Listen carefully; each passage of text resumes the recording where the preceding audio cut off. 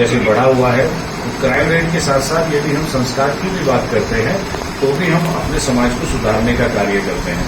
तो सभी पत्रकार बंधुओं से मेरा ये आग्रह है कि वो इस कार्यालय को यहाँ गौतम बुद्ध नगर में खोला गया है और ये जो भूमि है जिस पर आप बैठेंगे ऋषि विशर्वा की कपोस्थित विशर धाम की जन्मभूमि है और रावण की जन्मभूमि है। तो यहाँ पर जो अपने कर्म को करता है उसका वर्चस्व भी बढ़ता है और वह अपने जीवन में भविष्य के उज्ज्वल भविष्य भी उसका मिलता है। तो मेरा कहने का तात्पर्य यह है कि ये फाउंडेशन जिस प्रकार से आज हम सबका स्वागत करके और हंसी खुशी हम ये कार्य कर रहे हैं, तो मेरा ये कहना है कि इसको और आगे बढ़ाएं, पदाधिकारी बनाएं और जो आज के जिलाध्यक्ष बने हैं उनके कंधे पर इस गौतम बुद्ध नगर की जिम्मेवारी है, वो अपनी जिम्मेदारी को बहुत अच्छे से निभाएं और फाउंडेशन के लिए बहुत अच्छे अच्छे कार्य करें। मेरी उनके लिए हार्दिक शुभकामनाएं। जो भी यहाँ के पदाधिकारी बैठे हैं, जो भी अध्यक्ष बैठे हैं, उपाध्यक्ष बैठे हैं, कोषाध्यक्ष बैठे हैं, सदस्यगण बैठे हैं और मातृशक्ति भी जो पत्रकारिता में है उनके लिए भी मेरी बहुत शुभकामनाएं है। और मेरी तरफ से इस फाउंडेशन के किसी भी कार्य में मैं 51 रुपये अपने ट्रस्ट की तरफ से भेंट देता हूं और वो आगे बढ़ें और पत्रकारिता को आगे बढ़ाएं। मेरा जहां जहां सहयोग रहेगा मैं वहां सहयोग हमेशा करूंगा और किसी भी प्रकार की सहायता मेरे लिए रहेगी तो मैं उसके लिए तत्पर रहूंगा। संजय जी हैं, जैन साहब हैं, भामा जी हैं, ये सभी मेरे परिचित लोग हैं और बहुत अच्छा इन्होंने ये कार्यक्रम यहाँ करवाया है और बहुत अच्छा इनका भी वर्चस्व बढ़ाते रहिए और आगे बढ़ते रहिए। इनकी संस्था भी बहुत अच्छा गौ सेवा के लिए कार्य करती है, हर प्रत्येक मनुष्य के लिए कार्य कर रही है और ऐसे कार्य करिए जिससे हमारी आत्मसंतुष्टि हो। देखिए, आर्थिक संतुष्टि हमारी कभी हो नहीं सकती, लेकिन हमें आत्मसंतुष्टि में जीना यदि आ गया तो हमारे पास प्रत्येक प्रकार का धन उपस्थित रहता है और हम कदापि किसी मुद्दे पर पीछे नहीं हटते। तो मैं अपनी वाणी को विराम देता हूं और सभी के लिए तुम्हें शुभकामनाएं। पत्रकार जनसेवा फाउंडेशन के तहत आपके तरफ से शुभकामनाएं किस तरह से और कैसे दी जाएगी? देखिए, कोई भी समारोह होता है, किसी कार्यक्रम का शुभारंभ होता है, तो हमारी भारतीय संस्कृति और संस्कारों के अनुरूप हम लोग अतिथियों का स्वागत करते हैं, क्योंकि अतिथि कहते हैं कि अतिथि देवोभ्यो, यानी कि अतिथि देव के समान होते हैं। तो ऐसे में पत्रकार जनसेवा फाउंडेशन ने हमें मुख्य अतिथि के रूप में रहने का सौभाग्य प्राप्त कराया, उसके लिए सभी को धन्यवाद। और पत्रकार फाउंडेशन के उज्जवल भविष्य की हम कामना करते हैं और हम इनके साथ तन मन धन से हमेशा खड़े हुए हैं, हम इनके साथ रहेंगे। और पत्रकार बंधु क्योंकि लोकतंत्र का चौथा स्तंभ है और इस स्तंभ के माध्यम से ही तीनों स्तंभ हमेशा अग्रणी रहते हैं और हमेशा कार्य करते हैं। तो मेरी बहुत बहुत शुभकामनाएं हैं और आप भी इस कार्यक्रम में पधारें, आपके चैनल को भी मेरी बहुत बहुत शुभकामनाएं। ग्रेटर नोएडा वेस्ट के प्रांगण में पत्रकार जन सेवा फाउंडेशन का आगाज किया गया। हम आपसे दो चीज पूछेंगे। एक तो जो फाउंडेशन बना है इसका मकसद क्या है, इसके बाद हमारी दूसरी सवाल होगी। देखिए, सर्वप्रथम मैं आपका स्वागत करता हूँ। आज हमारे जिला कार्यालय का ओपनिंग हुई है और भव्य तरीके से ओपनिंग हुई है। हमारी जो जिले की टीम है वो पूर्ण गौतम बुद्ध नगर के अंदर में हमारे जिला के महोदय के नेतृत्व में काम करेगी। हमारा जो मुख्य जो उद्देश्य है, जो पत्रकारिता पे आजकल आप देख रहे हैं कि हर जगह प्रहार हो रहा है कि पत्रकार स्वतंत्र नहीं है पत्रकारिता करने का। उसका मुख्य कारण क्या है कि कहीं ना कहीं पत्रकार के ऊपर एक दबाव होता है, उस दबाव के तले वो जो खबरें होती हैं, जो भ्रष्टाचार से जुड़ी हुई खबरें होती हैं, वो नहीं दिखा पाता है। हमारा उद्देश्य सिर्फ यह है, हमारे फाउंडेशन का उद्देश्य है पत्रकार निष्पक्ष होकर खबरें दिखाए, चाहे वो खबरें भ्रष्टाचार से रिलेटेड हो या पॉलिटिक्स की कोई खबरें हो या कोई भी खबर जो जनहित की खबरें हो, वो सारी निष्पक्षता से जनता को दिखाई जाए। यह हमारे फाउंडेशन का मुख्य उद्देश्य है। दूसरा क्या कि जो गरीब हैं, जो जिनकी सरकार सुनवाई नहीं कर रही, सरकार योजनाएं तो चला रही है लेकिन वो धरातल पर लागू नहीं हो पा रही है, जन जागरूकता अभियान भी हमारी संस्था चलाएगी और गरीबों के लिए सदैव खड़ी रहेगी। ऐसा आप यहाँ अध्यक्ष भी हैं और पत्रकारिता क्षेत्र में हर कोई जानता है कि जो भी पत्रकार हमारे बनने आए हैं या कर रहे हैं, पत्रकारिता कर रहे हैं, बहुत बड़े फैमिली से नहीं है। अगर बहुत बड़े फैमिली से होती तो शायद इन्हें पत्रकारिता करने की जरूरत नहीं पड़ती। दो चीज इनमें है, एक तो नॉर्मल मीडियम परिवार से है और दूसरा समाज के बीच में, आम जनता के बीच में आवाज उठाना है। लेकिन शासन प्रशासन के द्वारा हर बार इसे पूछला जाता है। छोटा सा उदाहरण हम कहेंगे, हमारे लिए जब हमें कोई पैसा नहीं मिलता, कोई फंड कहीं से नहीं आता है, फिर भी पार्किंग की व्यवस्था अगर कहीं है तो सबके लिए, पुलिस के लिए है, नेता के लिए है, जिसे पेंशन मिलने उनके लिए है, लेकिन पत्रकारों के लिए कोई पार्किंग की व्यवस्था कहीं नहीं मिलती है। दूसरी चीज, कहीं हम निष्पक्ष भाव से अगर बाइक लेने जाते हैं, मीडिया कवरेज में जाते हैं, तो टोल की व्यवस्था हम लोगों पे ही लागू होती है। ऐसा क्या कारण है?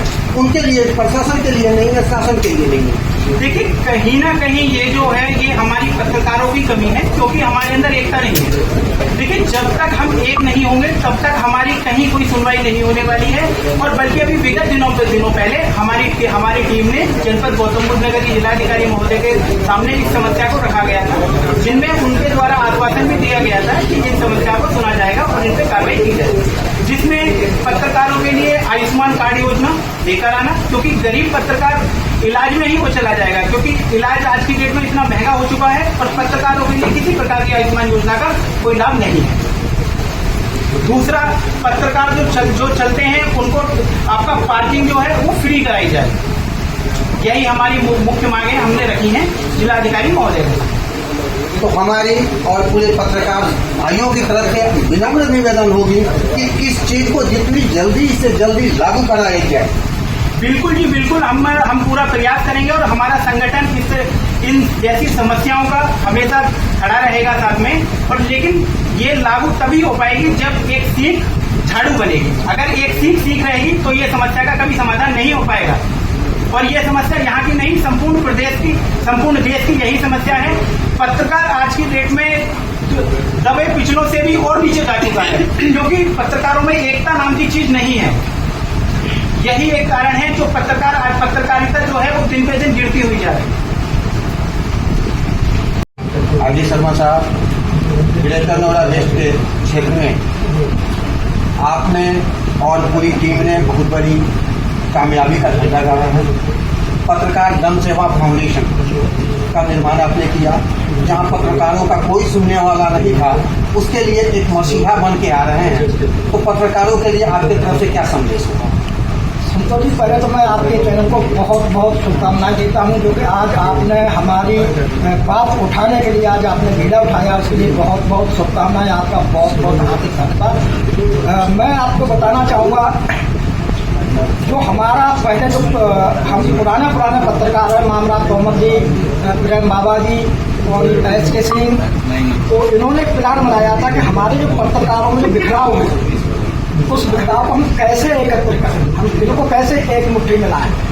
तो मैंने अपना मंथन किया, तो इन्होंने हमें अध्यक्ष बनाने का फैसला लिया। लेकिन हम इस समय 63-64 साल की उम्र के हैं, तो मैंने सोचा कि हमारा ये कहीं तक हम इसमें काम करेंगे, लेकिन हम एक युवा को, जो हमारे ये युवा हैं विशाल तोमर जी, मैंने इनको चुना। हमने अपने युवा को हम इसका राष्ट्रीय अध्यक्ष बनाएंगे, जो भविष्य में हमारे ना रहने के बाद भी अपने संगठन को चलाने बढ़ाएंगे। तो मेरा मुख्य जो उद्देश्य है वो विशाल तोमर जी ने बता दिया। अभी पिछले दिनों मैंने माननीय जिलाधिकारी जो महोदय है, हमने इनको एक विज्ञापन भी दिया है। इस विज्ञापन में हमने सबसे पहली मांग जो रखी है टोल टैक्स की। जो हमारे पत्रकार लोग हैं जो कवरेज करने के लिए जाते हैं, उनकी फोर व्हीलर जाते हैं, तो उनको टोल टैक्स की सुविधा नहीं मिल पाती है, तो उस सुविधा के लिए हमने एक ज्ञापन दिया बाकायदा लिखित रूप में। उन्होंने हमें आश्वासन दिया। दूसरा, आयुष्मान कार्ड, जैसे कि हमारा हर पत्रकार तकरीबन गरीब है, तो उसको इलाज के लिए पैसा नहीं हो पाता है, तो वो आयुष्मान कार्ड के माध्यम से हमें फ्री इलाज हर अस्पताल में मुहैया हो सके। तीसरा हमारा जो है ये आयुष्मान कार्ड हो गया आपका, और आवास योजना का भी मेरा प्लान है। मैं आवास योजना के भी लिए लड़ूंगा। जो हमारे पत्रकार, अगर हमारा पत्रकारों का साथ रहा, पत्रकारों ने गौतम बुद्ध नगर ही नहीं, आम पूरा उत्तर प्रदेश और पूरा भारत, मैं पूरे भारत को कहता हूँ, मेरे पत्रकारों ने हमारे संगठन का साथ दिया, तो मैं ये योजनाएं पत्रकारों को हासिल करके दिखा दूंगा। ये मेरा वादा है। बाकी अब ये पत्रकारों के बाद में बात है आम जन की बात। तो हमने ये संगठन अपना ट्विन मन रखा है। इसमें ट्विन मन में आम जन जो हमारे दबे कुचले लोग हैं जिनकी सरकारी योजनाओं का जिनको लाभ नहीं मिल पा रहा है, बहुत से हमने कल भी एक हमारे पास समस्या आई थी यही ग्रेटर नोएडा की कि वो कंपनी मालिक उनको बुला लेते और हफ्ता भर काम करा देते और फिर उसके बाद में उनको हटा देते और हफ्ते भर के पैसे भी नहीं देते। तो ऐसे लोगों को शिकंजा हमारा फाउंडेशन कैसे का मेरा आता है। अगर कोई भी पीड़ित ऐसा अगर हमारे फाउंडेशन के पास आता है, हमारे फाउंडेशन के चाहे वो हमारा जिलाध्यक्ष हो चाहे वो हमारा सदस्य हो, अगर हमारे सदस्य के पास भी अगर वो कोई पीड़ित अपना आता है अपनी समस्या को लेकर और वो हमारे यहाँ तक आवाज आती है तो हमारा पूरे जिले का संगठन हम आपको भी लेंगे और हमारे तमाम पत्रकार सबको तक लेकर के उस लड़ाई को लड़ेंगे। ये मेरा उद्देश्य है। आईडी शर्मा जी, बड़े दुख के साथ करना पड़ रहा है। ग्रेटर नोएडा या पूरे इंडिया की भी हम बात करें जी, पत्रकार कहीं रिपोर्टिंग करने जाते हैं, वो कवरेज करने जाते हैं निस्वार्थ भाव से और निश्चित भावना से करते हैं, लेकिन उनके साथ शासन प्रशासन या वहाँ के लोकल के साथ बदतमीजी करते हैं। कभी उसके पिटाई भी होती है, जैसा आपने देखा है कि 2-3 को तो पिटाई भी किया गया, थाने में भी बंद कराया गया।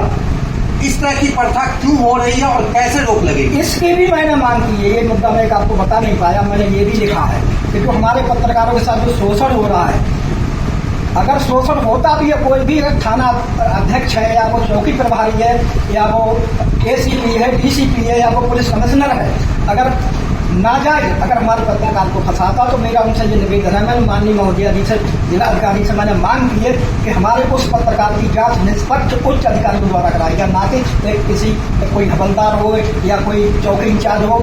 उच्च जैसे मान लो हमको अगर अभी बीते दिनों का मैं पिछली साल का बात बता रहा हूँ आपको कि हमारे साथ भाजपा की हमने कोई खबर लगाई थी, उस पर हमको मुकदमा दर्ज होने जा रहा था। तो हमने ये जो हमारा नगर पालिका खुला मुकदमा का अशासी अधिकारी था उस पर मैंने कराया मुकदमा दर्ज, उसने मेरा बटन तोड़ दिया था, मैंने उसको मुकदमा दर्ज कराया। जब प्रशासन हिल गया, थोड़ा थाना हिल गया, तब उन्होंने हमारे खिलाफ रात को 12 बजे कराया। तो उसकी उच्च अधिकारी एडीएम जिला एडीएम गाजियाबाद को उसकी जांच सौंपी थी। उसमें जिला एडीएम महोदय ने हमें बुलाया, उसको भी बुलाया, अशासी अधिकारी को भी बुलाया, बाकायदा दोनों का समझाया कि आपने नगर पालिका चलानी है, आपने पत्रकारिता करनी है, फालतू के इनमें झगड़ों मुक्त नहीं रखा है, अपना मिलकर आप काम करें, आप इन्हें खबरें नहीं जब आपकी खबरें का खुलासा करेंगे।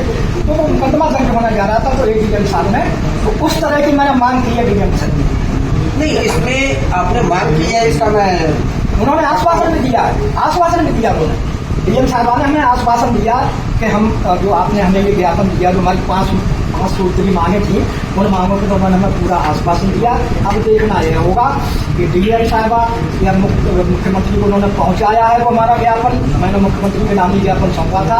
अब मुख्यमंत्री का पहुंच तो क्या होगा, जब उन्होंने हमें रिसीव दिए तो ज्ञापन पहुंचा होगा, लेकिन अब देखना यह होगा कि मुख्यमंत्री जी हमारे पत्रकारों के साथ कैसा व्यवहार करते हैं आगामी समय में। नहीं, एक हमारी अपनी पर्सनल राय होगी आपको कि इस तरह की मांग करें कि अगर पत्रकारों के साथ इस तरह की कोई घटना अगर होती है, झूठा मुकदमा दर्ज होता है या सच्चा होता है, जब तक निष्पक्ष जांच नहीं हो तब तक उसकी गिरफ्तारी नहीं होनी चाहिए। संतोष, जांच करो और गिरफ्तारी दो, कोई दिक्कत नहीं। संतोष जी, हमारी गिरफ्तारी हो जाती, हम पर मुकदमा दर्ज हो जाता। हमारे एक टेलीफोन पर हमने संतोष जी को फोन किया, संतोष जी ने मामराज तोमर को फोन किया, मामराज तोमर ने विशाल तोमर को फोन किया, विशाल तोमर ने एसके सिंह को फोन किया। इस प्रकार से हम 22 पत्रकार थाने पर, मैंने 22 पत्रकारों ने लड़ाई देखी थी। इस प्रकार से अगर हम 22 पत्रकार या 50 पत्रकार अगर एक हो जाएंगे तो उसके प्रशासन की औकात नहीं है। मैं मुख्यमंत्री को हिला दूंगा, नहीं बात अगर 50 पत्रकार आप जैसे भाइयों ने अगर 50 पत्रकारों ने मेरा साथ दे दिया तो मैं मुख्यमंत्री योगी आदित्यनाथ को आपके चैनल के माध्यम से कह रहा हूँ, हिला दूंगा।